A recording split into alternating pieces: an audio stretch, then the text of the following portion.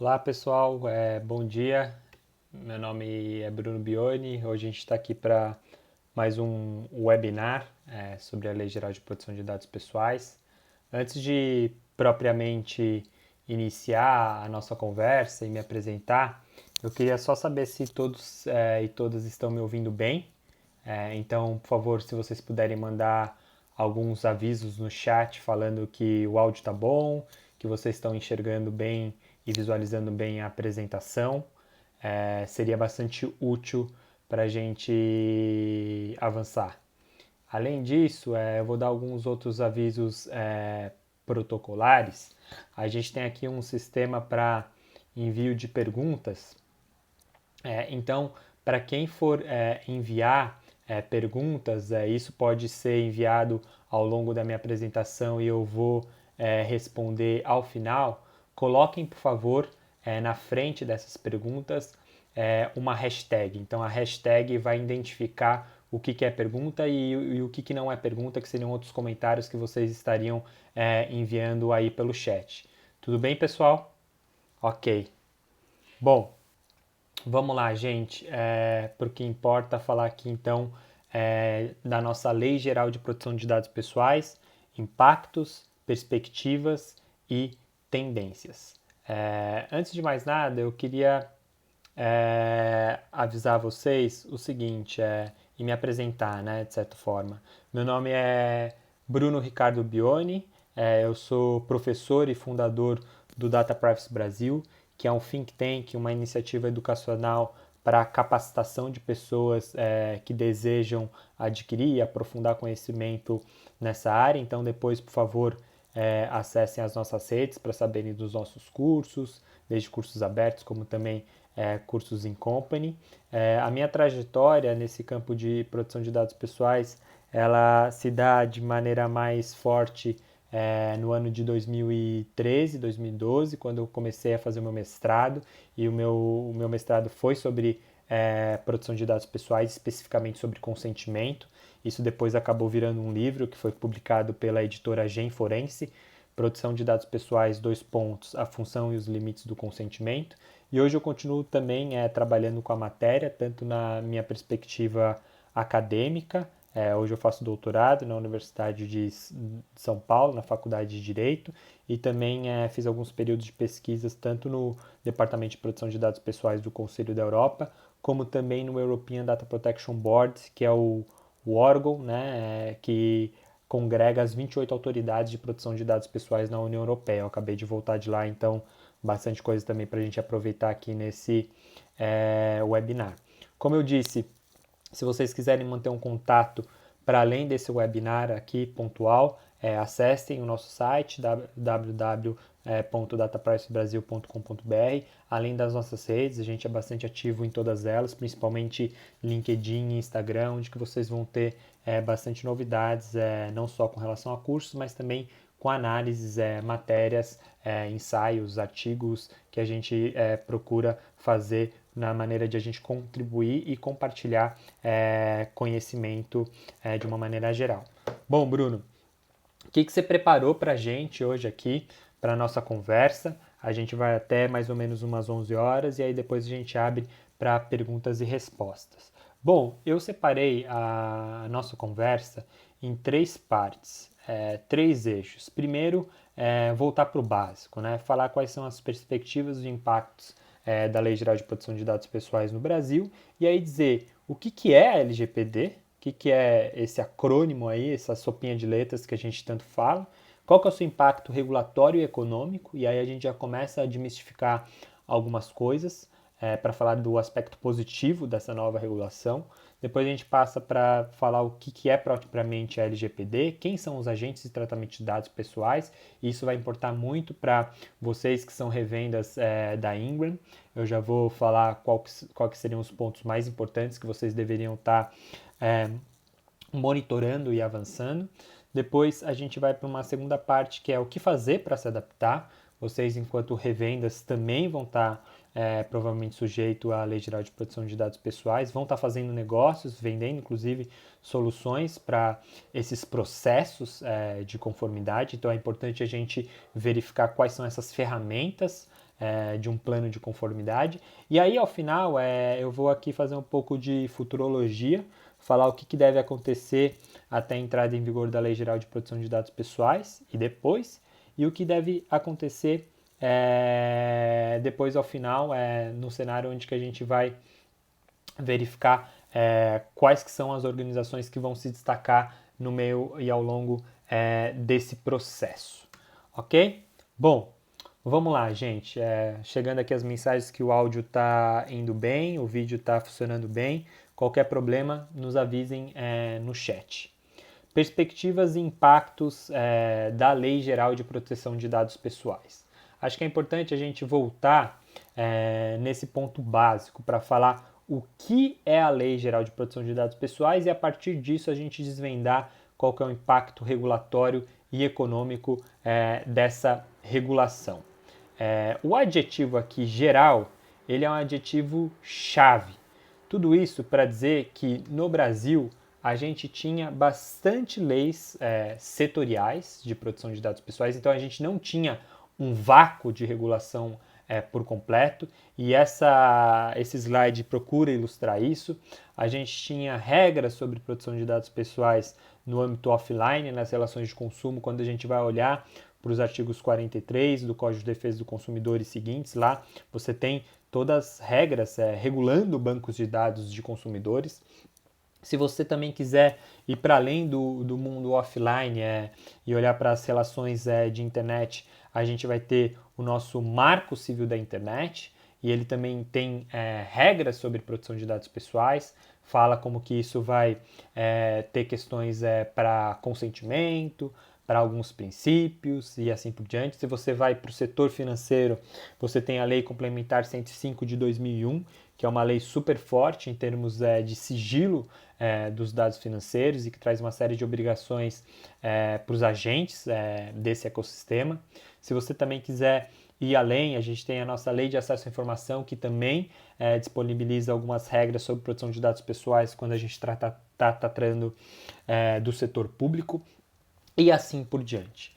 Então, o que a gente tem, antes da Lei Geral de Proteção de Dados Pessoais entrar efetivamente em vigor, é um verdadeiro quebra-cabeça da regulação no Brasil, na qual eu, enquanto agente econômico, eu, enquanto cidadão, eu teria que ficar buscando essas diversas regras espalhadas e, de certa maneira, bastante pouco uniformes nessas leis setoriais para entender quais são as regras do jogo, como que uma organização ela pode tratar meus dados, como que o Estado pode tratar os meus dados, quais são as garantias eu, enquanto titular, que eu tenho com relação ao processamento das minhas informações pessoais, e eu, enquanto agente econômico, também tenho um risco e pelo menos um aspecto muito negativo, que eu tenho que olhar para todas essas leis setoriais, buscar compreender elas, para daí eu saber o que eu devo estar em conformidade, o que eu devo seguir em termos de regras, para eu poder trazer segurança e previsibilidade, calçar o meu modelo de negócio, a minha atividade de tratamento de dados pessoais. Então, o primeiro impacto, o impacto aqui positivo da nossa Lei Geral de Proteção de Dados Pessoais, e aqui mais uma vez eu estou frisando o termo, o adjetivo geral. Porque a Lei Geral de Proteção de Dados Pessoais ela vai procurar ser a principal peça do quebra-cabeça regulatório nessa nossa área de proteção de dados pessoais. Se você for levar em consideração que a Lei Geral de Proteção de Dados Pessoais ela vai ser aplicada para todos os setores na qual a gente vai olhar isso para além do mundo da internet, para além do ambiente online e assim por diante, essa é uma perspectiva muito importante para a gente saber como efetivamente a gente vai reduzir o nível de assimetria de regulação no Brasil. O que eu quero dizer com isso? Hoje você tem setores que não são tão regulados quanto outros. Por exemplo, você vai pegar o setor financeiro, ele tem uma lei complementar super forte em termos de proteção de dados pessoais. Algumas agentes no âmbito de internet e assim por diante. Então, a principal ideia da nossa Lei Geral de Proteção de Dados Pessoais é estabelecer as mesmas regras do jogo para todo mundo. Esse é o primeiro aspecto importante da nossa Lei Geral de Proteção de Dados Pessoais. O segundo aspecto importante da nossa Lei Geral de Proteção de Dados Pessoais, e aqui eu vou contar um pouco da história do processo legislativo, foi que justamente pela falta de ter uma Lei Geral de Proteção de Dados Pessoais que fosse inteiramente dedicada, vocacionada para regular essa matéria, a gente viu uma sinergia e uma coalizão de vários atores que, se a gente fosse olhar para outros cenários onde a gente discutiu uma série de leis de proteção de dados pessoais, a gente não viu isso acontecer, que é uma coalizão multissetorial de proteção de dados pessoais formada, onde que diversos agentes realmente se uniram, assinaram um manifesto que foi levado para o nosso Congresso Nacional, no qual eles procuraram vocalizar a importância de ter uma Lei Geral de Proteção de Dados Pessoais, mais ou menos na seguinte mensagem: olha, não ter uma Lei Geral de Proteção de Dados Pessoais é ruim para todo mundo, porque agentes econômicos não têm segurança jurídica de como que eles devem tratar dados, terceiro setor que procura defender direitos humanos e outras liberdades fundamentais também não tem essas regras bem estabelecidas, e até mesmo para a própria academia para fazer pesquisa de uma maneira geral, por assim dizer. Bom, isso ele se reflete e está bem ilustrado, espelhado, quando a gente vai olhar para o cenário pré-Lei Geral de Proteção de Dados Pessoais e para o cenário que a gente vai vir a ter agora com a LGPD. Quando a gente busca aquelas leis setoriais de proteção de dados pessoais e a gente tenta sistematizar quais são as regras ali previstas nesse arranjo, nessa colcha de retalhos de proteção de dados pessoais existente no Brasil, a gente vai se deparar com um cenário bastante dramático, pelo qual a gente percebe que várias regras principais, várias regras básicas de proteção de dados pessoais não estavam ali bem endereçados, não estavam ali bem articulados. Para vocês entenderem essa tabela, CDC é Código de Defesa do Consumidor, MCI é Marco Civil da Internet, decreto do MCI é Decreto do Marco Civil da Internet e LCP é Lei do Cadastro Positivo e Lei de Acesso à Informação. Então, o que você se depara nessa tabela? Olha, várias dessas leis setoriais, por exemplo, elas não tinham nem o conceito de dado pessoal.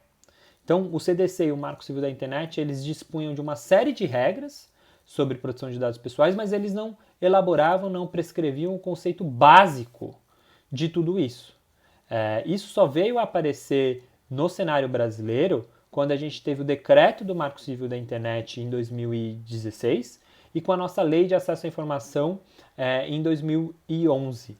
Então, para vocês terem a dimensão do drama que era discutir proteção de dados pessoais no Brasil, a gente não tinha esses conceitos básicos para se trabalhar a matéria antes e até a entrada em vigor da nossa Lei Geral de Proteção de Dados Pessoais. Qual que é a ideia agora, portanto? É que você vai encontrar tudo num lugar só, os principais conceitos, os princípios, as principais regras, os direitos e titulares dos dados e assim por diante. Com isso, você facilita o trabalho das organizações que querem estar em conformidade com a Lei de Proteção de Dados Pessoais, que querem estar aderente às regras do jogo. Eu vou procurar tudo isso, pelo menos num primeiro passo, em um único lugar, na nossa Lei Geral de Proteção de Dados Pessoais. É quase como se fosse a nossa, digamos assim, Bíblia ou algo do tipo, o principal documento no qual a gente teria que se socorrer para encontrar ali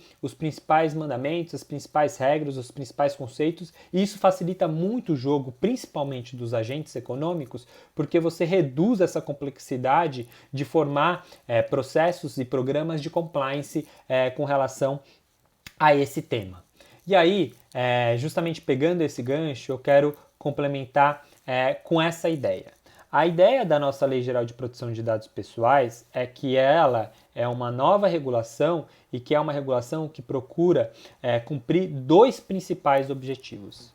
E ela não procura tão somente proteger direitos e liberdades fundamentais do titular daquela informação, do cidadão, do consumidor. Esse também é um dos fundamentos dela, mas ela tem um outro fundamento, e é por isso que eu costumo chamar isso de dupla função, que é ela fomentar o desenvolvimento econômico e tecnológico.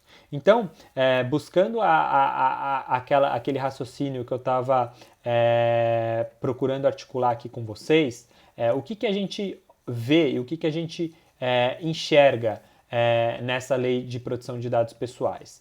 A gente percebe que ao ela estabelecer as regras do jogo, ela vai facilitar o trabalho das organizações para arrumarem a casa, arrumarem o guarda-roupa de dados que elas têm.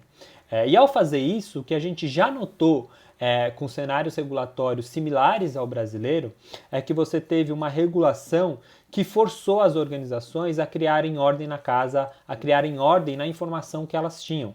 E ao fazer isso, isso gerou mais ideias, mais insights e valor em algo que estava escondido, valor em algo que estava sendo subutilizado por essas organizações.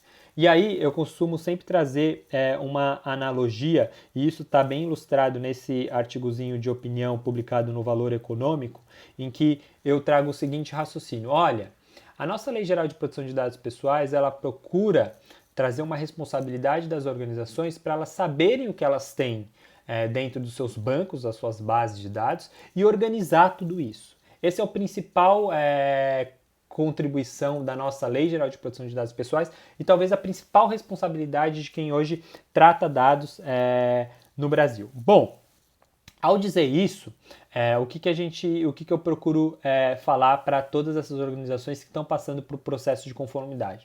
Procure enxergar na Lei Geral de Proteção de Dados Pessoais uma janela de oportunidade.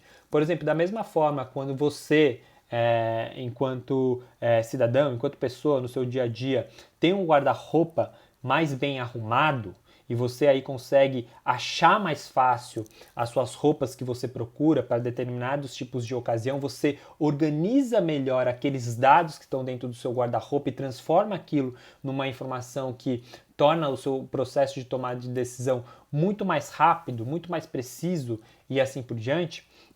A gente consegue se tornar mais eficiente no nosso dia a dia. A gente consegue sair de casa no horário que a gente deve sair para um determinado tipo de compromisso, porque a gente se arrumou mais rápido, a gente conseguiu escolher a roupa mais bem apropriada para aquela reunião de trabalho, para aquela reunião um pouco mais casual e assim por diante. A ideia com a Lei Geral de Proteção de Dados Pessoais é mais ou menos a mesma coisa. Incutir nas organizações uma responsabilidade pelos dados que elas têm dentro dos seus guarda-roupas, na medida em que elas organizam isso, e esse processo de organização da informação pode ser, sem dúvida, uma janela de oportunidade na qual essas organizações vão, inclusive, conseguir repensar produtos, repensar modelos de negócio e assim por diante. Ou seja, a gente tem que encontrar na Lei Geral de Proteção de Dados Pessoais uma amiga.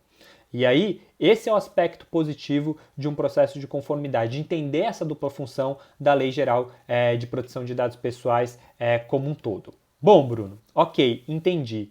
Entendi então, portanto, que a Lei Geral de Proteção de Dados Pessoais não é uma coisa ruim, não é esse terrorismo que tem sido plantado e que eu posso fazer desse limão uma limonada. Mas eu preciso entender o que diz efetivamente a nossa Lei Geral de Proteção de Dados Pessoais, o que efetivamente ela regula.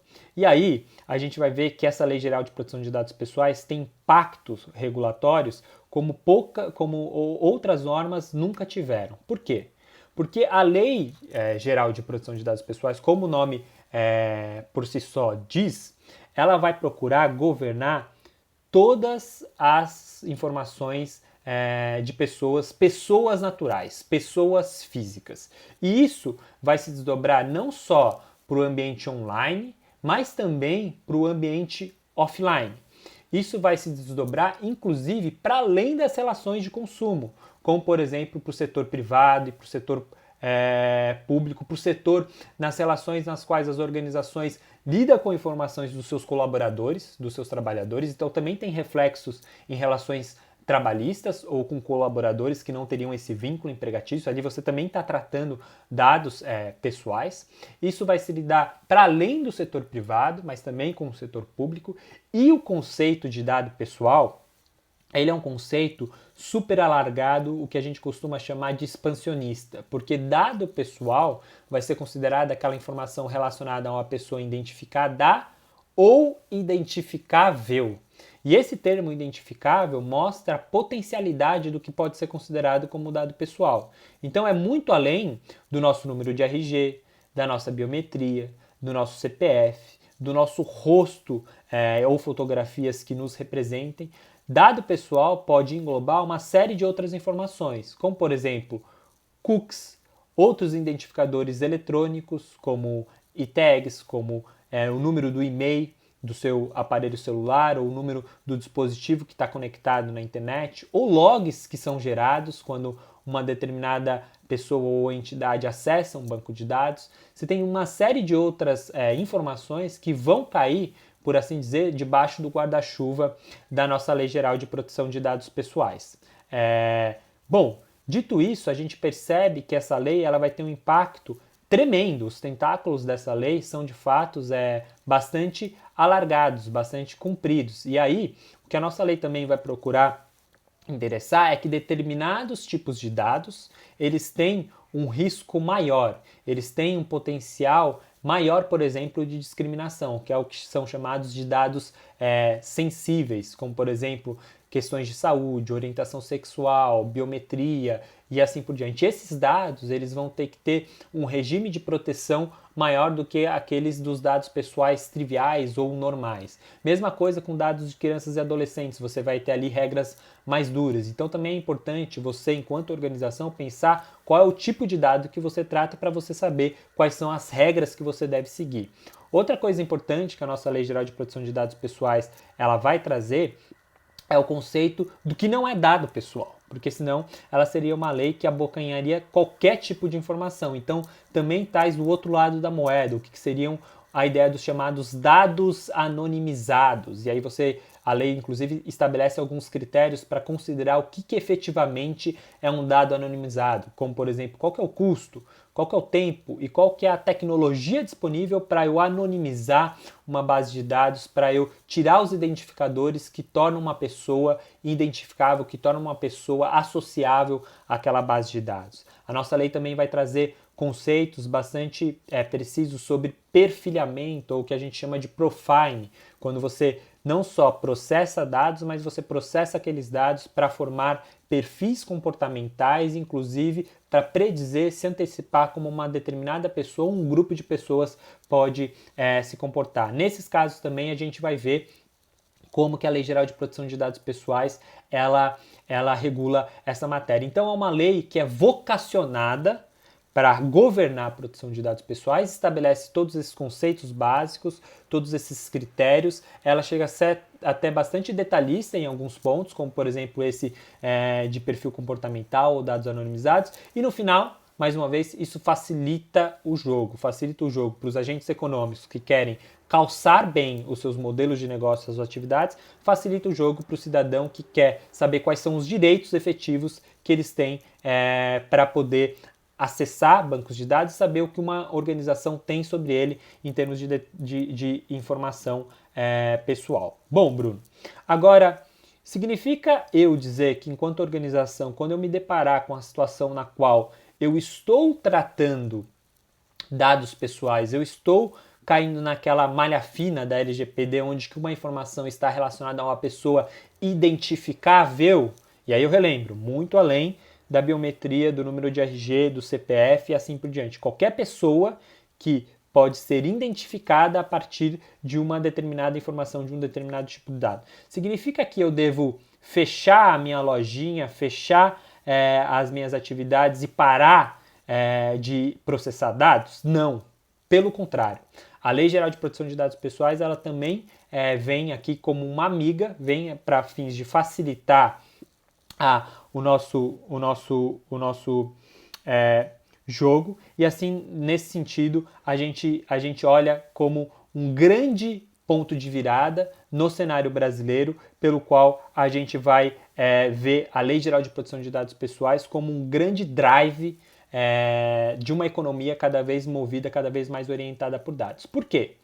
Porque a Lei Geral de Proteção de Dados Pessoais ela vai complementar o cenário atual, aquele cenário que eu falei para vocês em termos de leis setoriais. E ela vai ampliar o cardápio, o cenário de opções que uma organização tem à sua disposição para legitimar, para legalizar as suas atividades de tratamento de dados pessoais.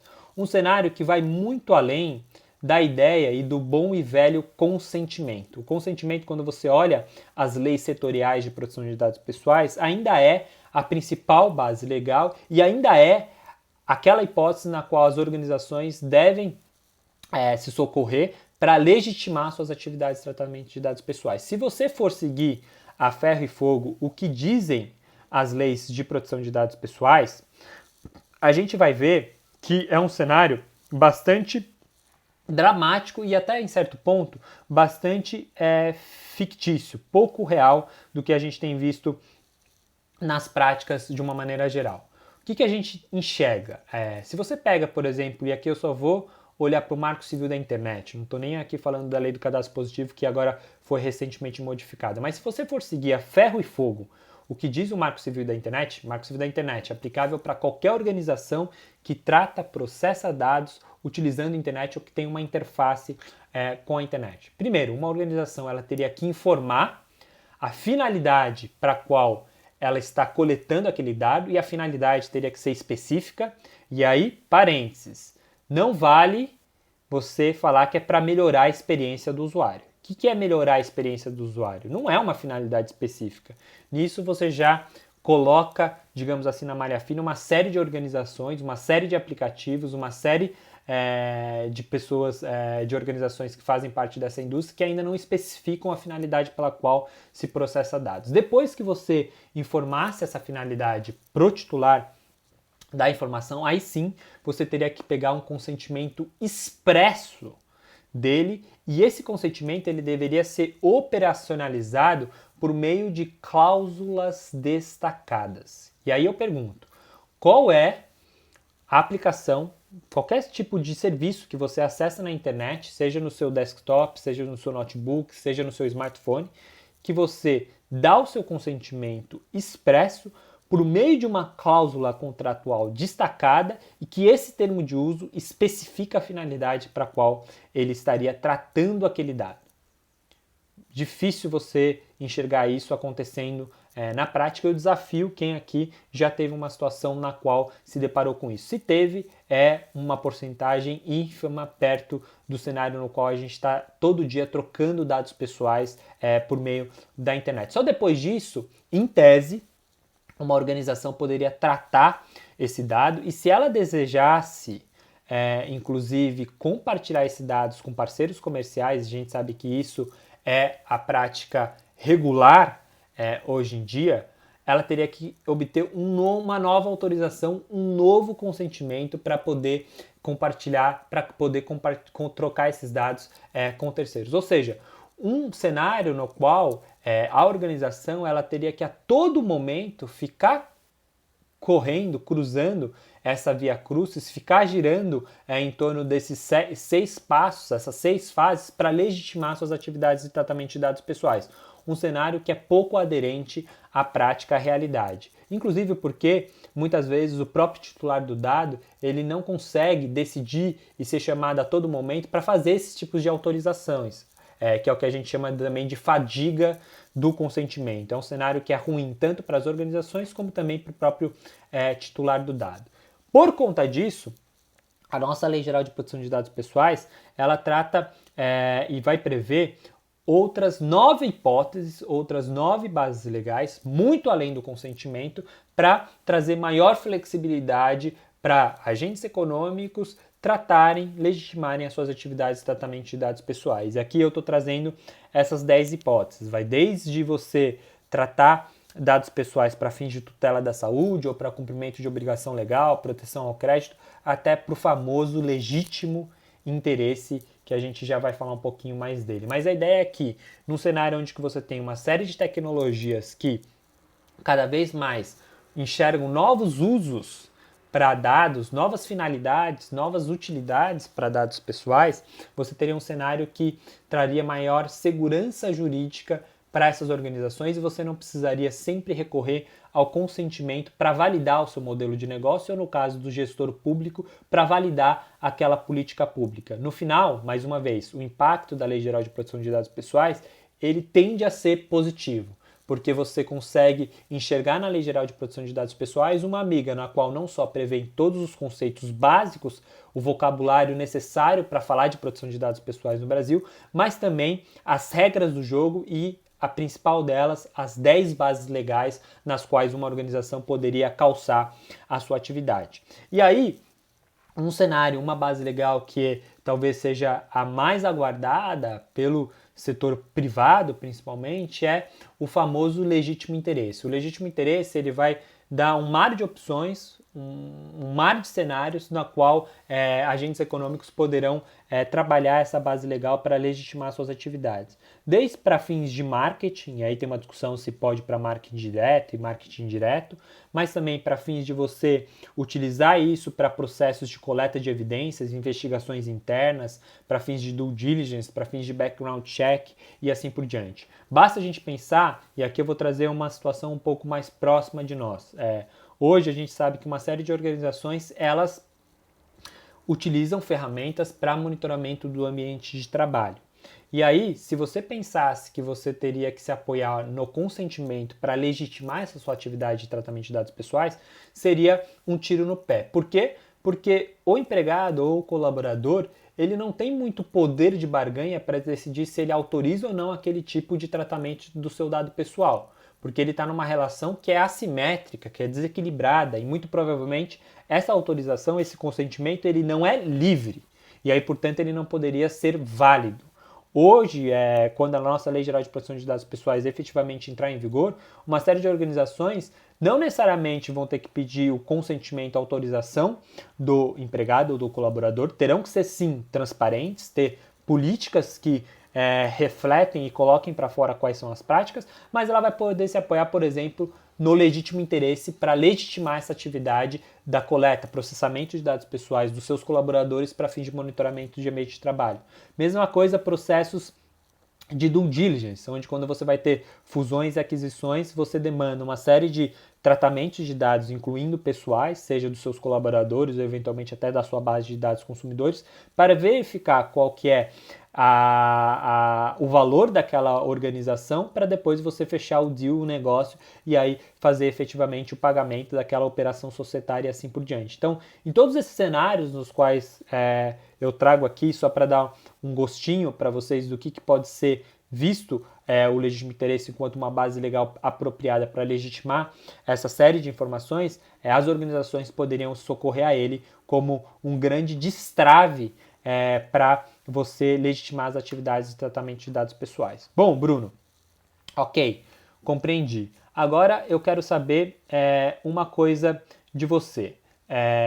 Quem nós somos nessa grande cadeia de tratamento de dados pessoais? E aqui eu vou abusar um pouco do didatismo e tentar simplificar bastante esse raciocínio. Bom, eu entendi que a Lei Geral de Proteção de Dados Pessoais é uma lei geral, ela tem todos os conceitos, inclusive do que não é dado pessoal lá, mas isso não significa dizer que uma vez que eu enxergue que essa lei é aplicável para as minhas atividades, eu tenho que fechar a porta. Não, pelo contrário, ela é uma amiga, ela vai trazer uma série de bases legais, um cardápio bastante amplo de opções na qual eu posso legitimar a minha atividade.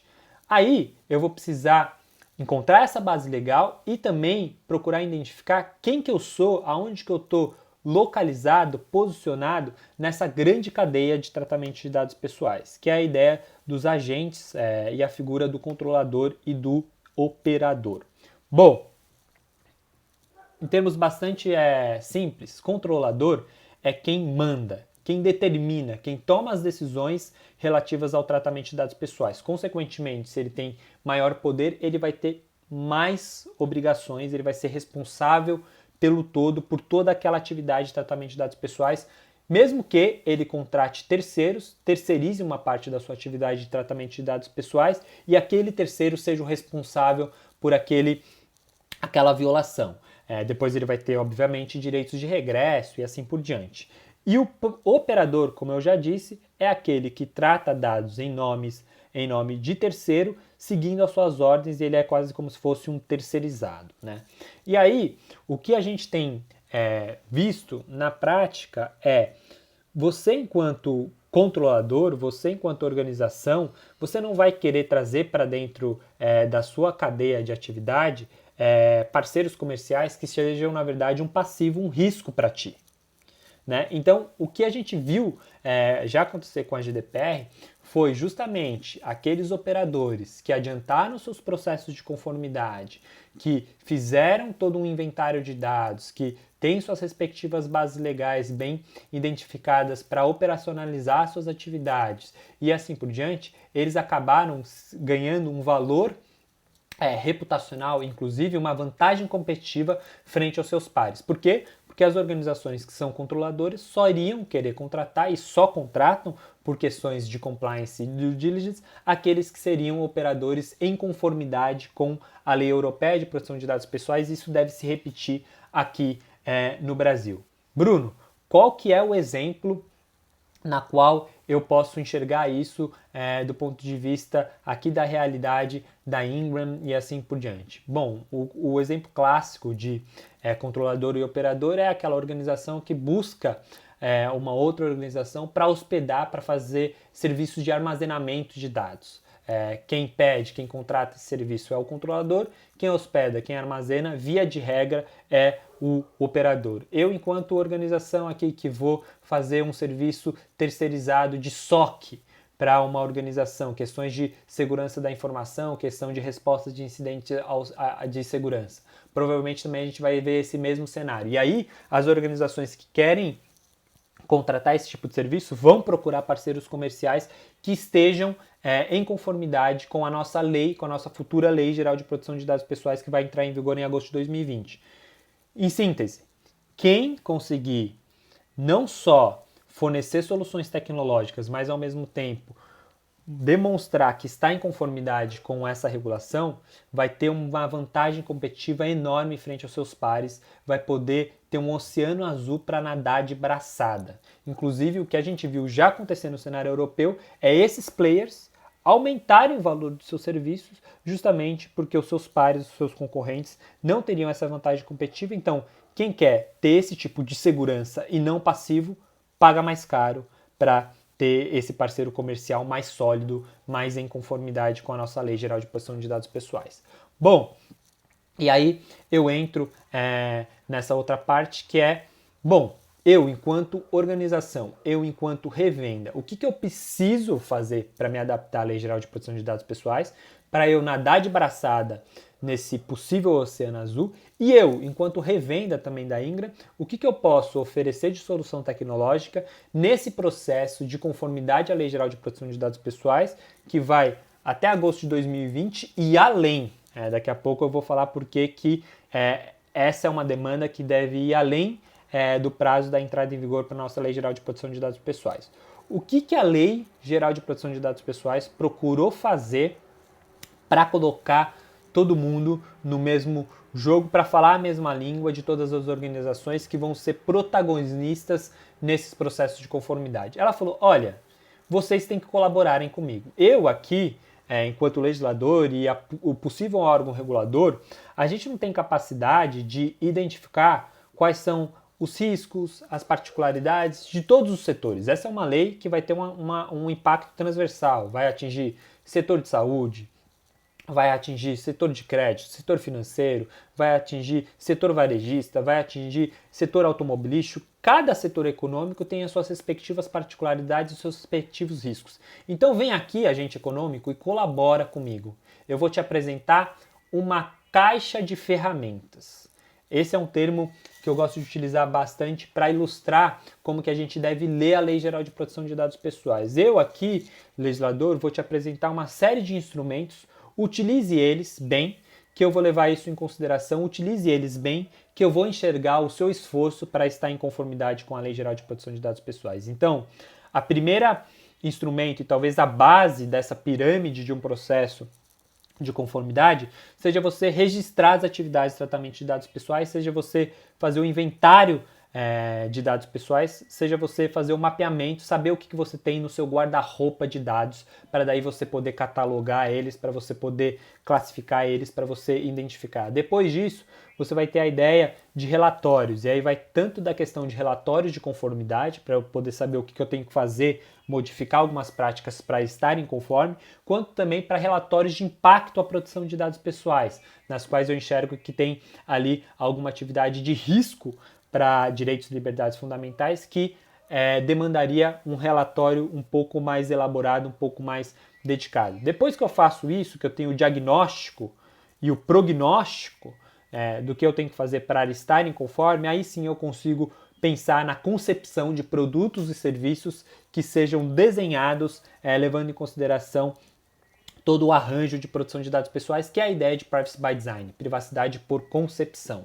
E a soma de tudo isso é o que vai desembocar nos chamados programas corporativos de privacidade, onde que você tem todas essas ferramentas bem ativadas. Ok, Bruno, então eu entendi que é uma abordagem plurima, uma abordagem pragmática, onde que eu convido os agentes econômicos para fazerem parte e serem protagonistas dessa nova regulação.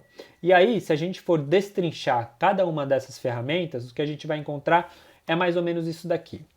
Hoje a gente tem visto na fase de mapeamento várias planilhas, vários questionários, e a gente sabe que esse inferno, por assim dizer, dessa toda a papelada, dessa toda a documentação pode em grande parte ser auxiliado ou pelo menos parcialmente automatizado por alguns softwares, e aí tem soluções tecnológicas que vocês, enquanto os revendas, poderiam explorar, principalmente nessa parte de fazer uma inventariança de dados, de você fazer esse mapeamento de dados, e eu procuro até brincar que seria a capivara dos dados, com os eventos, os históricos mais importantes, para você saber efetivamente qual que é a categoria dos dados, qual que é o tipo, de onde que ele dá entrada por onde, ele vai ser tratado, para qual finalidade, qual que é a minha base legal, depois eu vou compartilhar com quem, por quanto tempo que eu guardo esse dado, eu tenho que gerar uma política de ciclo de vida de dado e assim por diante, e assim sucessivamente. Bom, a outra parte importante de um processo de conformidade é você identificar em quais situações você teria que documentar os chamados relatórios de impacto à proteção de dados pessoais, que consiste justamente também numa outra documentação na qual você considera qual que é aquele fluxo de dados, qual que é o risco atribuído àquela atividade de tratamento de dados pessoais, quais são as ações para mitigar esses riscos, então a entrega de soluções, como que você registra a execução dessas entregas de soluções para depois você ter um processo onde que você não só conheça, não só mitigue, mas efetivamente gerencie os riscos da sua atividade de tratamento de dados pessoais. E aí também a gente consegue enxergar possíveis soluções tecnológicas nas quais isso poderia auxiliar essa atribuição de Data Protection Officers e até mesmo de escritórios ou consultorias jurídicas e regulatórias, né? Bom, tudo isso, gente, para dizer o seguinte, quando a gente pensa, portanto, em Privacy by Design, é uma meta bastante ambiciosa e na qual a gente vai ter que olhar qual que é toda a jornada a ser efetivamente caminhada, transcorrida, para a gente chegar nesse objetivo que é você conceber produtos e serviços que sejam mais aderentes às regras de proteção de dados pessoais, às normas de proteção de dados pessoais. A gente já vê isso acontecendo, como por exemplo o caso depois do Facebook, após a Cambridge Analytica, de mudar a sua API, como que terceiros teriam acessos a dados para fins de direcionamento de publicidade, como que depois o próprio Facebook desenhou, investiu em tecnologia para colocar as pessoas com maior controle sobre os seus dados, e assim por diante. E nisso tudo, o que eu queria dizer é que há aí uma grande janela, um nicho de negócio para se pensar N outras tecnologias pelas quais poderiam ser apresentadas soluções nessa grande jornada de você não só conceber, implementar, executar um processo de conformidade, mas também manter um processo de conformidade. E basta olhar para o bom exemplo do que foi o nosso Código de Defesa do Consumidor, uma regulação que também foi ali inovadora, disruptiva, ali na virada da década de 90, principalmente no Brasil, onde que ela tinha uma meta também ambiciosa. Qual que era a meta do nosso Código de Defesa do Consumidor? Olha, vocês aí da indústria, desenhem, concebam produtos e serviços que sejam mais seguros. Isso valeu desde a indústria automobilística para a indústria de alimentos. O que a gente viu depois que os agentes econômicos internalizaram essa nova regulação, mais uma vez, como uma amiga, não como algo que poderia travar suas operações. A gente viu a indústria automobilística criarem soluções tecnológicas para tornar automóveis mais seguros. Então a gente viu a criação de ferragens para quando tivesse a colisão, o seu passageiro ele não fosse arremessado para o lado de fora e preservasse a vida daquela pessoa que estava dentro daquele veículo. A gente viu a indústria criar cintos de segurança para quando tivesse essa colisão também, além das ferragens, tivessem outras tecnologias que possibilitassem diminuir ali o risco para a vida daquele consumidor. A gente viu a indústria utilizando tecnologias fortes, pesadas, para aumentar a precisão do tempo de freagem, então dos freios, para isso que surgiu o ABS, tudo isso para tornar veículos, automóveis mais seguros, para alcançar essa meta prescrita, prevista na nossa regulação de consumo. Mesma coisa com a indústria alimentícia. A gente tinha percentuais e índices altíssimos de intoxicação alimentar até a entrada em vigor do nosso Código de Defesa do Consumidor. Depois que a indústria automobilística não só percebeu a importância de estar em conformidade com essa nova regulação, mas inclusive de gerar ganhos reputacionais para sua marca, para o seu produto, o que a gente viu acontecer?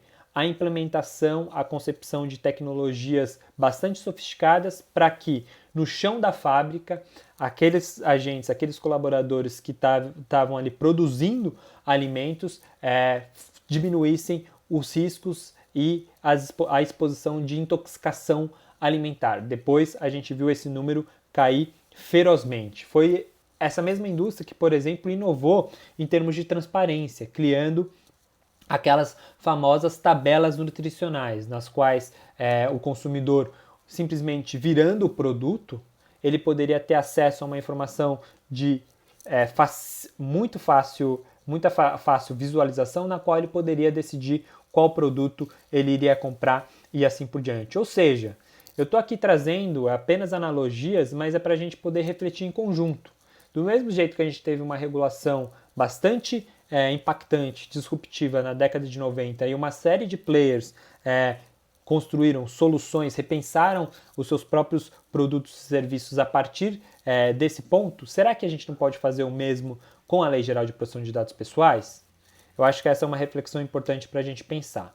Bom, tudo isso para dizer que a indústria automobilística, a indústria de alimentos não conseguiram fazer a virada dessa chave até o momento em que elas compreenderam que esse era um trabalho não só do jurídico, não só do compliance, mas de toda a organização. Isso deveria ser encabeçado pelo C-level da organização, então como que contratos, aspectos societários poderiam internalizar isso, esse compromisso, essa missão institucional, e aí isso inclusive envolve o próprio C-level indicar a ideia de um Data Protection Officer, de um encarregado, incluir nesse curto-circuito de decisões, ou nesse circuito decisório, justamente para não ter um curto, a gerência, quem está ali cuidando mais de perto de determinadas áreas de negócio para implementar essas políticas não só de segurança da informação, mas também de proteção de dados pessoais, e aí trabalhar em conjunto de maneira bastante sinérgica com a própria ideia de um compliance officer ou de um jurídico para fazer como eu disse, os relatórios de impacto à proteção de dados pessoais, para traçar um plano de conformidade, tudo isso conversado com o time de TI, de tecnologia de segurança da informação, saber que proteção de dados pessoais vai muito além de segurança da informação, mas que segurança da informação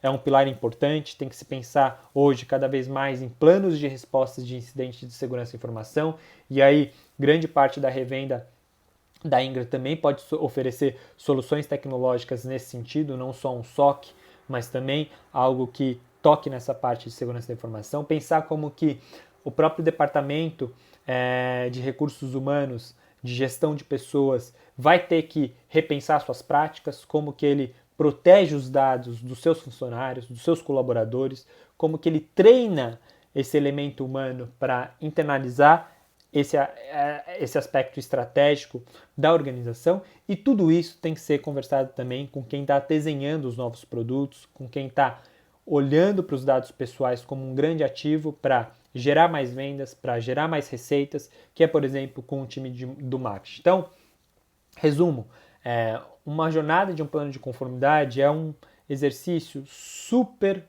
complexo e que deve ser super holístico, super transversal dentro de uma organização.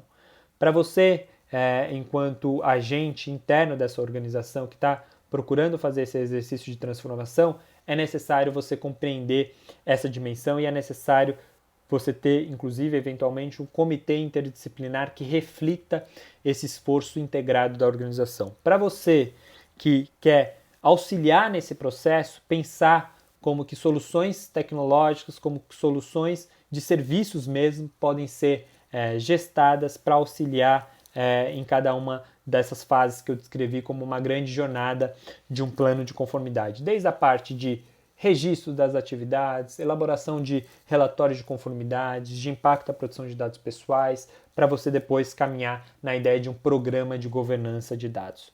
Tudo isso por quê? Porque se trata, e aqui eu vou ser bastante sincero, de uma gestão de risco, gestão do risco regulatório que uma organização ela está capaz ou ela tem o apetite de internalizar ou não. Quanto mais consciente você for dessa mensagem da regulação enquanto uma grande caixa de ferramentas e você, enquanto organização, ativar elas propriamente, não só fazendo um relatório de impacto à proteção de dados pessoais, mas juntando seus pares para fazer um código de boa conduta, para você internamente ter um programa de governança de dados e aí tudo isso atingir essa meta de Privacy by Design, né, o pontinho aqui alto dessa pirâmide, dessa primeira pirâmide, você vai ser mais responsável, você vai ser mais colaborativo, você vai ser mais accountable com a nossa Lei Geral de Proteção de Dados Pessoais. E aí, consequentemente, seus comportamentos, por mais que eles possam ser questionados, ele será de menos reprovação, ele será menos arriscado e tudo isso vai ser contabilizado quando os órgãos reguladores forem fazer o enforcement dessa Lei Geral de Proteção de Dados Pessoais. Então, pensar nessa grande caixa de ferramentas trata, sobretudo, de uma gestão de risco regulatório e que deve, e aí é uma obrigação dos órgãos reguladores, levarem isso em consideração para separar os maus agentes dos bons agentes. Ainda que bons agentes possam cometer alguns certos tipos de deslizes, eles devem ser tratados de uma forma diferente, porque eles foram mais colaborativos, as suas atividades teriam sido menos arriscadas. Essa é a ideia quando você olha para a Lei Geral de Proteção de Dados Pessoais, dessa forma um pouco mais integrada, um pouco mais holística, por assim dizer. E aí, de novo, você enquanto organização que precisa estar em conformidade com a Lei Geral de Proteção de Dados Pessoais, você enquanto organização que quer ajudar nesses processos de conformidade, procurar identificar aonde que você se situa nessas várias fases e o quanto que você pode ser colaborativo, um parceiro que não traz passivo para uma organização que está nesse processo de transformação.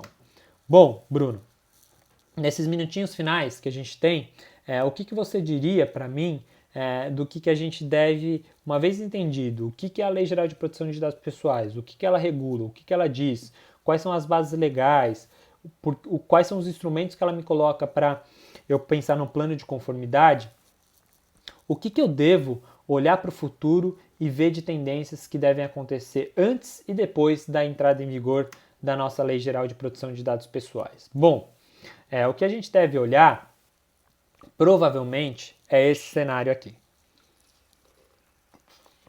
Um cenário no qual a nossa lei entrando efetivamente em vigor, depois de um trabalho de uma autoridade que procura ser colaborativa, trazendo diretrizes para a interpretação, por exemplo, do que seja legítimo interesse, do que é um bom processo de anonimização e assim por diante, a gente deve verificar as primeiras auditorias, as primeiras fiscalizações, eventualmente as primeiras multas, justamente para ter um efeito pedagógico em cima de determinados agentes econômicos, em cima de determinados setores. Depois disso, ou até mesmo antes disso, a própria indústria, o próprio setor tentar se antecipar. Como eu disse, não é mais responsável você fazer um código de boa conduta que reúna os pares e verticalize, tangibilize essas normas transversais e gerais. O que é anonimização no setor de saúde? É diferente, provavelmente, do setor da indústria automobilística, do setor de energia elétrica. O que é legítimo interesse e como que ele é aplicado em determinados setores que podem distinguir de outros e assim por diante. Então, você ser colaborativo o máximo possível e proteger a reputação do setor mais do que nunca. E aqui, de novo, basta a gente olhar para o retrovisor. O que a gente viu acontecer em alguns determinados setores, como, por exemplo, o financeiro. Organizações que não aceleraram seu processo de conformidade com regulações nesse setor financeiro e que depois não conseguiram aderir a códigos de boas condutas do setor porque não tinha esse acúmulo interno de compliance, simplesmente foram escanteadas. Hoje, aquelas organizações que não conseguem ser aderentes a essas boas práticas porque não aceleraram o seu processo de conformidade, simplesmente não conseguem fazer negócio dentro de determinados setores específicos. Tudo isso porque depois isso ainda vai ser cobrado da própria organização e não só do setor em si. Porque se o titular do dado, o consumidor, o cidadão, hoje ele tem direitos como, por exemplo, da portabilidade, não estou satisfeito com o seu serviço, pego todos os meus dados, pego toda a minha vida datificada e vou para o concorrente, ele tende a fazer escolhas agora não só baseado naquilo que é mais barato, mas naquilo que é mais barato a longo prazo, que não traz prejuízo, que não traz dano para ele, como por exemplo violações dos seus dados, vazamentos, incidentes de segurança e assim por diante. Só depois de tudo isso eu acredito que a gente vai chegar efetivamente numa cultura de proteção de dados pessoais. Ter a lei é só o primeiro passo e é o passo mais curto, diria eu, porque a gente demanda da compreensão da lei por todos os setores, por todos os agentes, e aí uma coalizão multissetorial para a implementação dessa lei também é super importante. O mercado pensando como que ele pode ser mais colaborativo, o terceiro setor pensando como que ele pode engajar nesses processos de aplicação e fiscalização da lei, a própria academia, os próprios acadêmicos trazendo estudos que sejam baseados sobretudo em evidências empíricas para melhorar boas práticas e para fazer um processo de acúmulo de experiência que vai desembocar efetivamente numa cultura de proteção de dados pessoais e que tende a ser cada vez mais algo estratégico para as organizações. Tal como a gente viu com a lei de anticorrupção, onde você tem programas de conscientização cíclicos e recorrentes, a gente tende a ver isso também com proteção de dados pessoais. Todos os setores da economia hoje, cada vez mais, são impactados por decisões que são tomadas com base em dados e muitas vezes em dados pessoais. Se você não tem essa conscientização do seu organismo vivo da organização por parte principalmente dos seus colaboradores, você tem um problema, você tem um buraco negro no qual você não vai conseguir efetivamente ser compliant com as regras de proteção de dados pessoais. Tudo isso para dizer, gente, que a história ela se repete, espero que se repita, porque quando a gente viu, de novo, trazendo a analogia aqui do Código de Defesa do Consumidor, quando essa lei foi aprovada, entrou em vigor, havia muito terrorismo, havia muito pessimismo. Havia o discurso de que os consumidores, com essa nova regulação, estariam armados até os dentes e que o varejista, o supermercado, a padaria teria que fechar as portas porque não aguentaria o peso dessa nova regulação e isso paralisaria a nossa economia. Décadas depois, a gente viu que isso não só ativou, alimentou bem a economia, porque o consumidor, o titular daquela cadeia, né, por assim dizer, o mais vulnerável, ele se sente mais confiante em comprar um produto, comprar um alimento no supermercado porque ele sabe que não vai ser intoxicado, comprar um determinado automóvel porque ele sabe que vai ser mais seguro e vai proteger a vida dele em caso de colisão e assim por diante. A ideia é de você enxergar as externalidades positivas, os efeitos colaterais positivos. Espero que seja o mesmo com a nossa Lei Geral de Proteção de Dados Pessoais. E a minha mensagem final é essa: voltar no aspecto positivo, no aspecto de uma grande agenda de negócios e oportunidades para olhar para a nossa Lei Geral de Proteção de Dados Pessoais. Quem você quer ser nesse processo? Você quer ser uma organização que enxerga a Lei Geral de Proteção de Dados Pessoais apenas como uma obrigação legal, do lado esquerdo dessa tabela comparativa, ou você quer ser uma organização que enxerga na Lei Geral de Proteção de Dados Pessoais uma janela de oportunidade? Você quer ser uma organização que vai olhar para um processo de conformidade apenas para manter e revisar os seus produtos existentes, ou você quer ser uma organização que ao longo desse processo você vai encontrar ideias, você vai encontrar valor para repensar produtos, para inovar e lançar novos produtos e inclusive eventualmente pivotar o seu modelo de negócio, a sua política pública? De novo, aquela metáfora do armário, você vai encontrar informações que estão sendo subutilizadas e que podem ser melhores aproveitadas da sua organização. Você quer ser uma organização que vai fazer essa análise da Lei Geral de Proteção de Dados Pessoais, uma análise estanque, tão somente centrada no diagnóstico de riscos, ou que quer agregar justamente uma análise dinâmica, centrada no valor que pode ser gerado para a organização? E aí, gente, de novo, a nossa Lei Geral de Proteção de Dados Pessoais, ela entra em vigor em 2020, mas os processos eles vão ter que ser mantidos e revistos para além de agosto de 2020. Por isso que essa análise não pode ser estanque, ela tem que ser dinâmica. Os documentos têm que ser revistos, eles não podem ser engavetados. Porque aí eu vou sair de uma gestão baseada tão somente na mitigação do risco para uma gestão baseada em inovação, onde esse processo ele é recorrentemente alimentado para eu atingir um grau ótimo de inovação. E esse grau ótimo de inovação vai ser calibrado não porque eu tenho medo, com base nas perdas reputacionais que vão ser decorrentes da imposição de eventualmente sanções do órgão regulador e assim por diante. Porque eu quero que a minha reputação seja cada vez mais calibrada em dar maior transparência ao uso dos dados e reforçar a confiança, seja com o titular lá na ponta ou com o meu parceiro comercial que terceiriza parte das atividades de tratamento de dados pessoais dele para mim. De novo, pensa na cadeia de tratamento de dados pessoais, controlador e operador. Controladores tendem a escolher parceiros que demonstrem a conformidade porque ele sabe que aquilo não é uma bomba relógio na cadeia de serviços e de atividades dele. Ao final, se você é uma organização que enxerga a LGPD como uma janela de oportunidade, você vai agregar mais inovação, mais competitividade e mais reputação.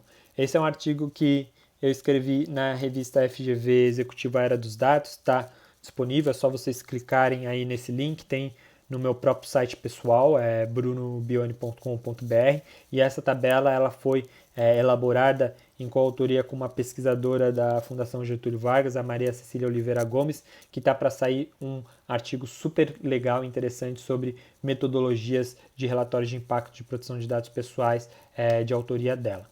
Bom, com base nisso e cumprindo o tempo, eu deixo aqui os meus contatos para a gente poder continuar essa conversa, para vocês poderem mandarem mensagens e a gente continuar conversando nesse ponto, nesse ritmo. Agora eu vou abrir oficialmente para perguntas, a gente já coletou algumas delas e eu vou procurar responder nesses minutinhos finais que a gente tem aqui. Eu estou só acessando a plataforma para a gente poder coletar e enxergar as perguntas aqui, tá, gente? Só um minutinho, por favor.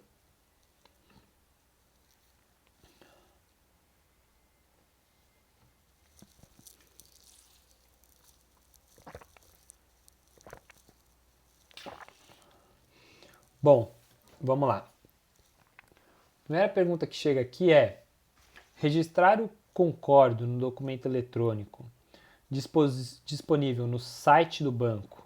O termo é de uma empresa prestadora de serviços para o banco. Esse cliente estará dando consentimento previsto na LGPD? O concordo seria a mesma coisa que o consentimento exigido pela lei? Bom,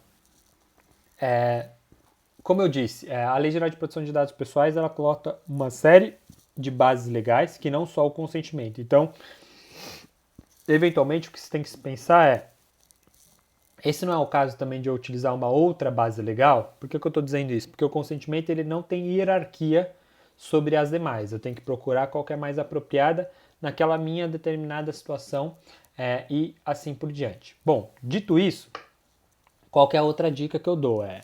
O consentimento ele foi reforçado na nossa Lei Geral de Proteção de Dados Pessoais. Você vai ter uma série de adjetivos nos quais eles procuram ilustrar que esse consentimento, essa autorização, não é mais para inglês ver. Me permitam utilizar o termo. Você tem que ter um processo de comunicação que seja franco, que seja transparente e que esse processo de comunicação desemboque num processo de tomada de decisão que seja genuíno. Por isso a nossa Lei Geral de Proteção de Dados Pessoais, ela vai utilizar adjetivos como: o consentimento ele tem que ser informado, o consentimento ele tem que ser livre, o consentimento ele tem que ser inequívoco. Em algumas situações o consentimento tem que ser expresso também. Vou aqui trazer alguns exemplos. Consentimento informado. Será que o link para a política de privacidade lá naquela nota de rodapé dentro de um determinado site é a maneira melhor de eu informar o titular do dado qual é as minhas práticas de como que eu coleto dados pessoais? Provavelmente não. Eu tenho que pensar em outras maneiras nas quais eu procuro ser mais sincero nesse processo de informar, colocar em forma o que eu faço com os dados do titular. Por exemplo, quando a gente vai pensar em aplicativos, hoje esse processo de você, na medida em que acessa uma determinada funcionalidade, há uma requisição pontual, recortada, para aquela funcionalidade que demanda um tipo de acesso a dado pessoal seu, tende a ser a melhor prática. Esse consentimento, ele tem que ser livre.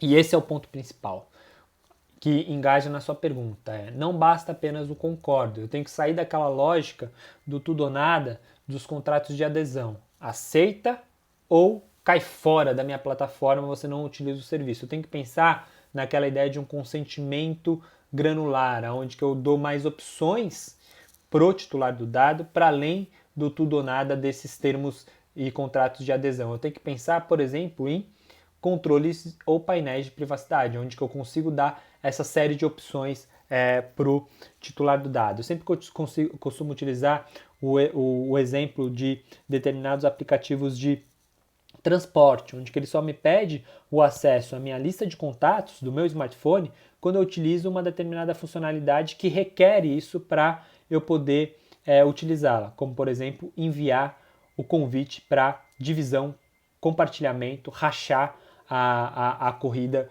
com o meu colega e assim por diante. Esses são bons exemplos que estão sendo utilizados no dia a dia. Bom, além disso, haveria a necessidade de municípios e estados aprovarem leis complementares específicas? Se isso for necessário, há o risco de ocorrerem distorções locais na aplicação da LGPD? Bom, existem sim as iniciativas de leis municipais, e você utilizou um termo muito bom, que é a ideia de dar essa lei ser complementar, ou seja, existe até previsão na nossa Constituição que estados e municípios eles podem legislar para complementar uma lei de iniciativa federal. Então é meio que trabalhar com a seguinte lógica: existe o pilar principal, o andar principal da regulação, que é o padrão mínimo estabelecido por leis federais, e aí você sobe o sarrafo, você sobe, complementa, você detalha em algumas determinadas situações. Baseado nisso, você tende a diminuir o risco de divergência, de uma construção pouco uniforme. Tudo isso para dizer que, em algumas situações, há efetivamente a necessidade de você trazer algumas regulações locais, principalmente quando a gente pensa na ideia de cidades inteligentes. E aí a percepção de que o município também pode trazer regulações para, dentro da realidade daquela determinada localidade, pensar como que aquilo vai ser implementado em termos de proteção de dados pessoais dentro da gestão pública, também tende a ser uma coisa importante. A gente tem, por exemplo, visto isso em São Francisco, nos Estados Unidos, onde que se trouxe a necessidade de fazer uma lei ali estadual, né? No caso, na verdade, é uma lei municipal para regular tecnologia de reconhecimento facial quando adotadas pelo governo local, principalmente para fins de segurança, controle de fluxos e assim por diante. Então, eu não passaria a régua para dizer que a gente deveria abandonar essa ideia de eventualmente ter leis municipais sobre isso. Sobre a explicação sobre o quebra-cabeça, significa que a lei geral fica acima das outras? Não necessariamente, e para ser mais direto, não.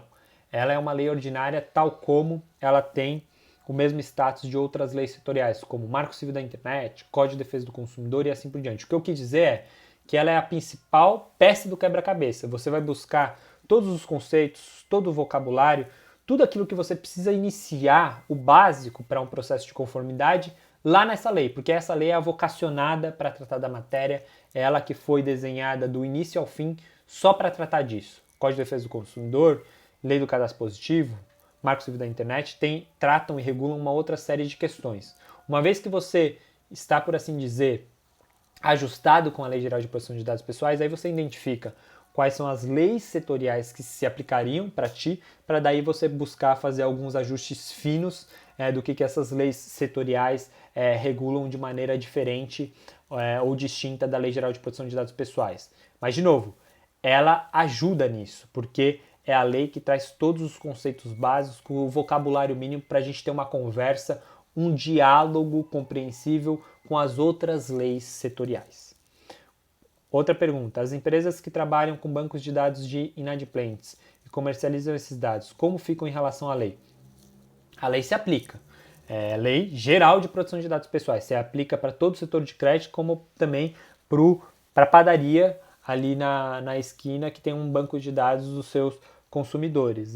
O que esse setor em específico terá que fazer é estabelecer um diálogo entre a Lei Geral de Proteção de Dados Pessoais, a Lei de Cadastro Positivo e o Código de Defesa do Consumidor, porque essas três leis se aplicam para governar, regular essa situação de utilização de dados para bancos de dados de consumo, sobretudo para utilizar para fins de concessão ao crédito. E aí, uma das questões a serem investigadas é no que eventualmente elas diferem, para você ver como que você resolveria esse conflito entre elas. Mas, a princípio, a Lei Geral de Proteção de Dados Pessoais, ela é, de novo, uma amiga para qualquer tipo de setor, porque ela fala o que é dado pessoal no Código de Defesa do Consumidor, você não encontra isso.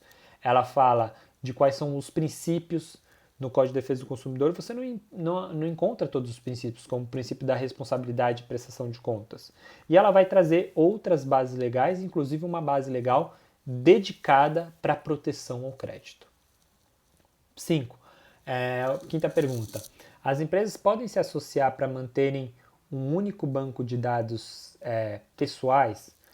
Olha, se você diz isso para qualquer pessoa de segurança da informação, e eu não sou uma pessoa com expertise em segurança da informação, apesar de trabalhar muito perto de profissionais com esse tipo de expertise, isso vai causar medo entre eles, porque uma regra básica é que você não deve ter a centralização de bancos de dados, de modo que aquele é o seu ponto de maior vulnerabilidade. Quando você sofrer algum tipo de ataque ou algo do tipo, você vai ter um maior tipo de prejuízo, um maior tipo de dano e, consequentemente, um maior risco para suas atividades. Então, a ideia de você ter, mesmo dentro de organizações individuais, a segregação de bases de dados, pela literatura e pela boa prática de segurança da informação, é a mais recomendável, ao invés de você manter um único banco de dados que, uma vez que vazado, vai causar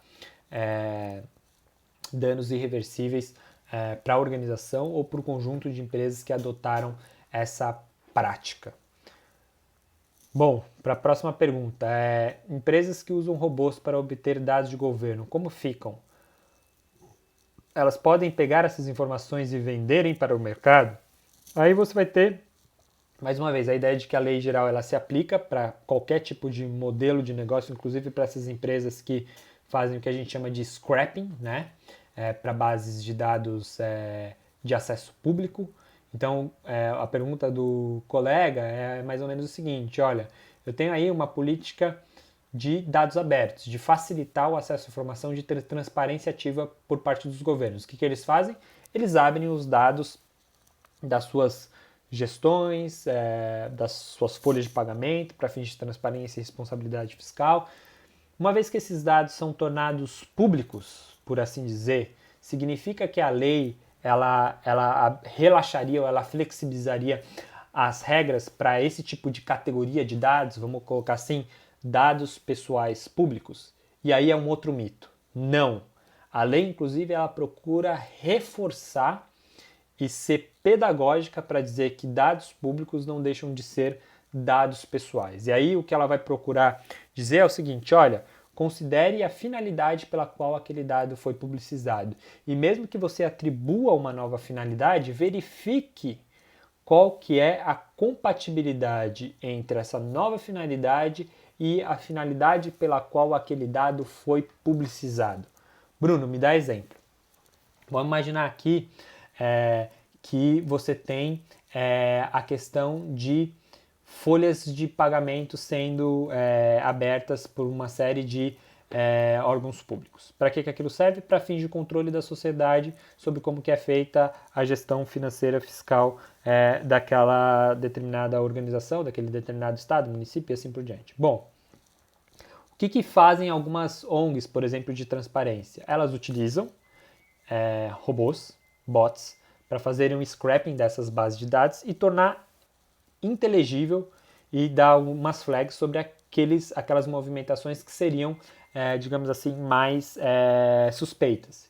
Por exemplo, o grupo Serenata de Amor, ele tem um projeto bastante interessante onde ele conseguiu, a partir da política de dados abertos da Câmara dos Deputados, verificar quais seriam movimentações suspeitas, como por exemplo reembolsos na casa de mais de centenas de mil de reais para fins de reembolso de gasolina, por exemplo.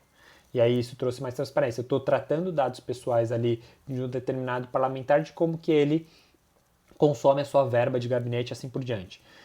Esse fim, esse novo fim, ele é compatível com a finalidade para a qual aquele dado foi publicizado?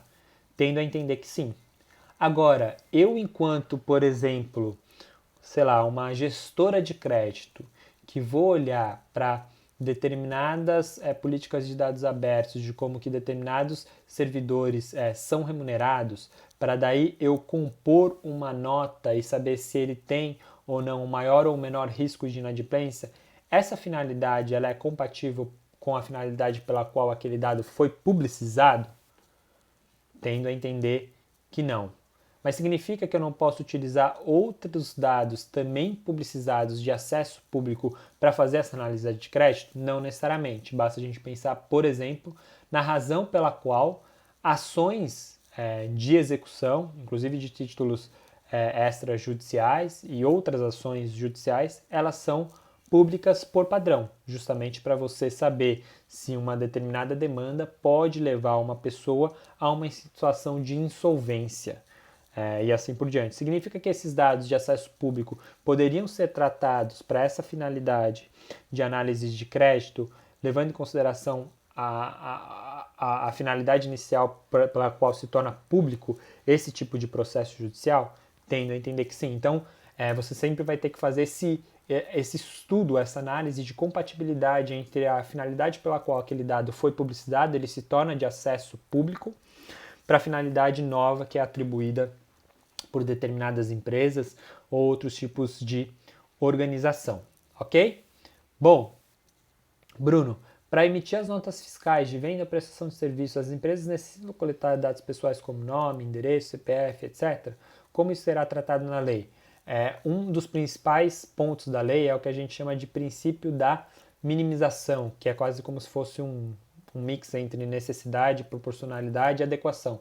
Sempre que eu quero visar um determinado objetivo, eu, enquanto organização, eu tenho que me perguntar como que, para atingir esse objetivo, eu coleto a menor quantidade possível de dados. Eu minimizo a minha atividade de dados. E aí, a sua pergunta vem nesse sentido. Será que para eu emitir ou prestar determinados tipos de serviço, não vou nem falar da emissão da nota fiscal, mas para prestar determinados tipos de serviço, eu preciso saber o nome, endereço e CPF? Em muitas situações, sim. Eu vou ter que saber, vou ter que coletar esses dados. Em outras situações, não.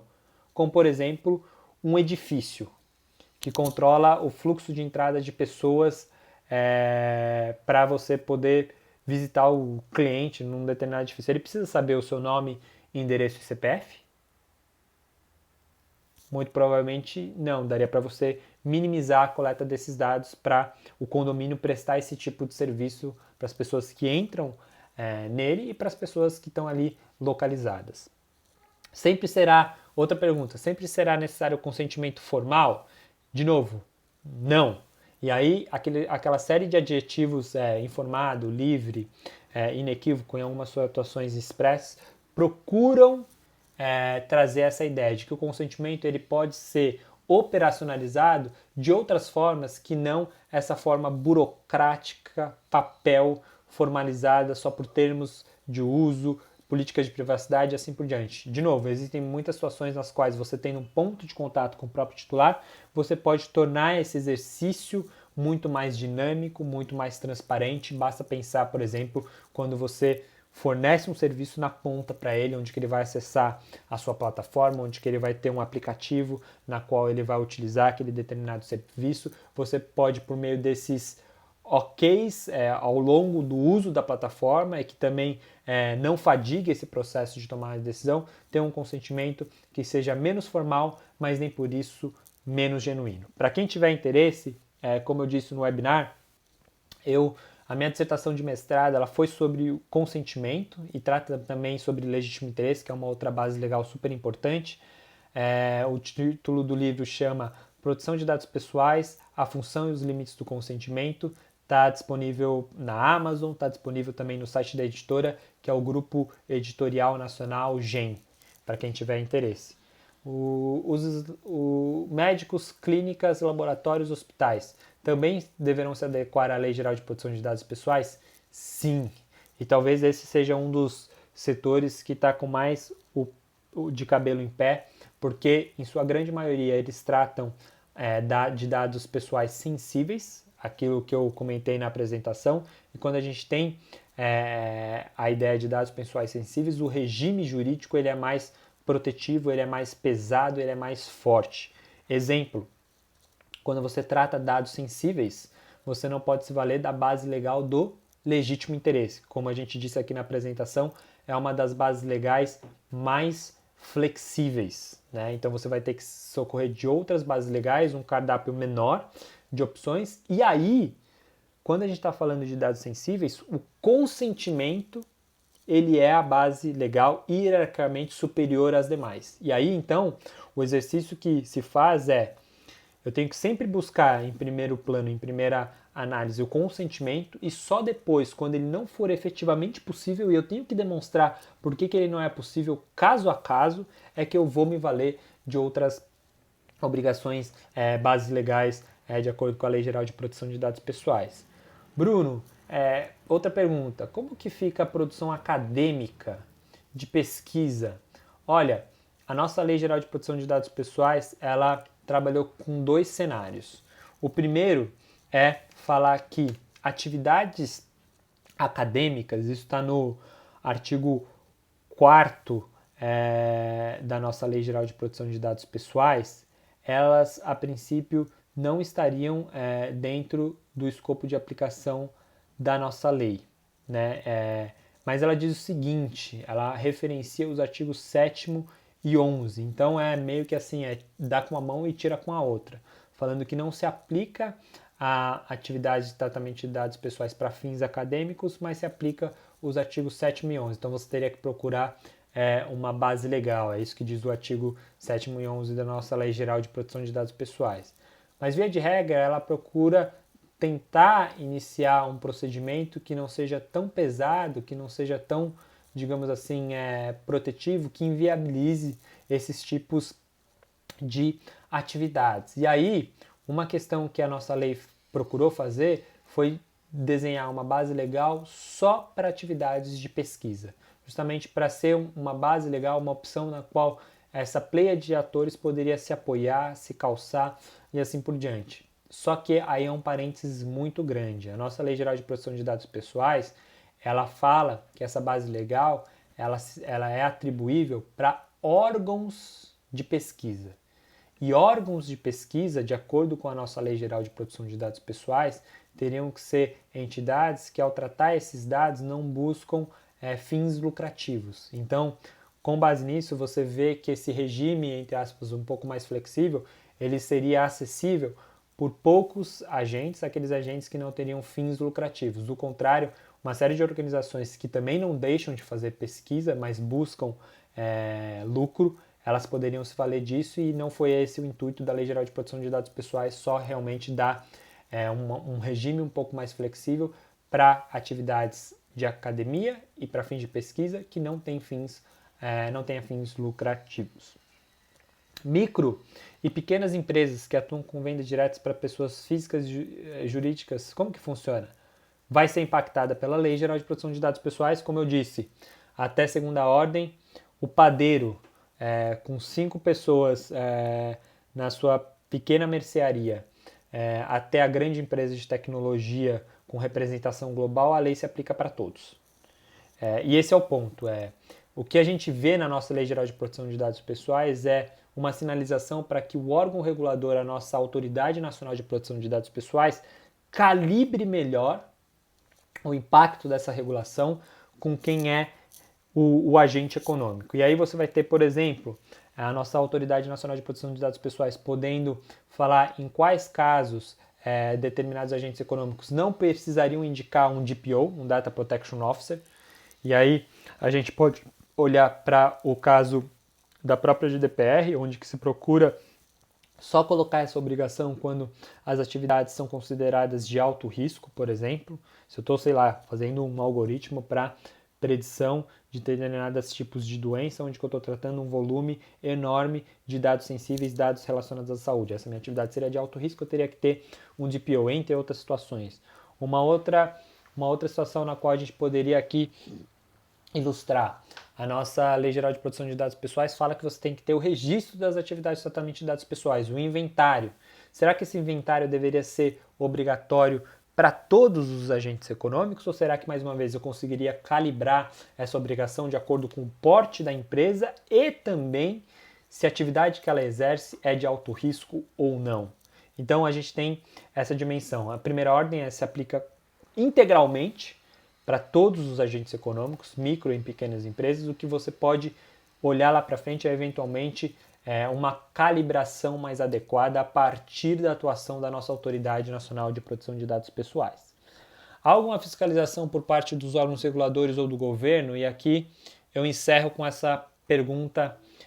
Sim, isso já está acontecendo. Você tem o Ministério Público do Distrito Federal bastante atuante, você tem uma série de casos de inquéritos abertos, você tem organizações entrando com ações civis coletivas em torno dessa pauta, como é o caso público da linha 4 amarela aqui em São Paulo, que adotou tecnologias de reconhecimento facial para fins de direcionamento de publicidade.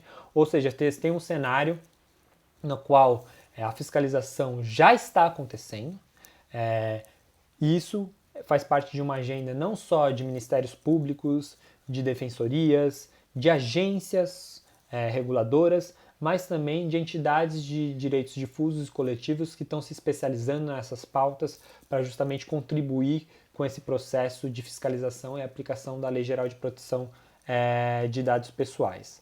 Bom, gente, com base nessa última pergunta, eu queria mais uma vez agradecer pelo tempo de vocês, agradecer a Ingram pelo convite, mais uma vez aqui a gente contribuindo e colaborando com o compartilhamento do conhecimento sobre a Lei Geral de Proteção de Dados Pessoais. Eu volto, vocês podem acessar enviar mensagens através das redes sociais. Tem o site do Data Privacy Brasil, da organização que eu faço parte. Também tem o meu site pessoal, caso desejam ali procurar alguns artigos mais de minha autoria, que é Bruno Bioni, meu nome e sobrenome, .com.br. Mais uma vez, obrigado pelo tempo de vocês. A gente continua em contato. Tenham um ótimo início de semana a todos e todas. Um abraço, gente. Tchau, tchau.